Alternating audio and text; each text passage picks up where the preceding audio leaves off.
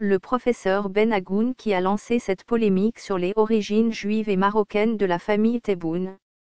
Selon le professeur Ben Agoun, le vrai nom de Tebboune serait Benyamin Tebboune et il serait de nationalité marocaine et française et ne mérite pas légitimement sa nationalité algérienne qu'il a pu acquérir grâce à Bouteflika qui l'aurait fait venir du Maroc. Ce qui sous-entend que Tebboune soit en réalité un agent du Mossad.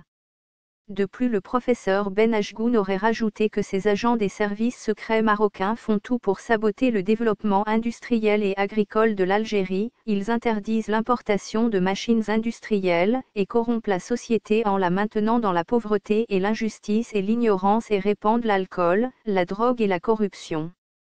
Enfin, la famille Tebboune dont son propre fils serait accusé de trafic de cocaïne, ce qui semble impossible sans des protections de la CIA ou du Mossad.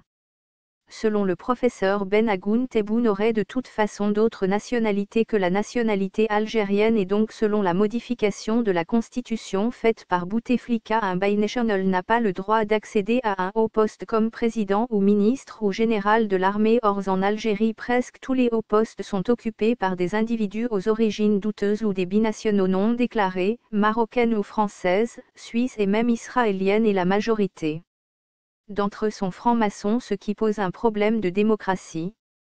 Tebboune lui-même était fier d'avoir décoré le général Gued Salah d'une médaille maçonnique et lui-même portait une médaille maçonnique.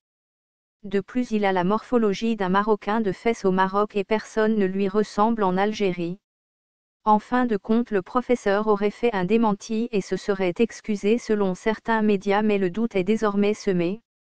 Presque tous les présidents algériens depuis 1962 étaient des Marocains et des espions en réalité nommés par la France.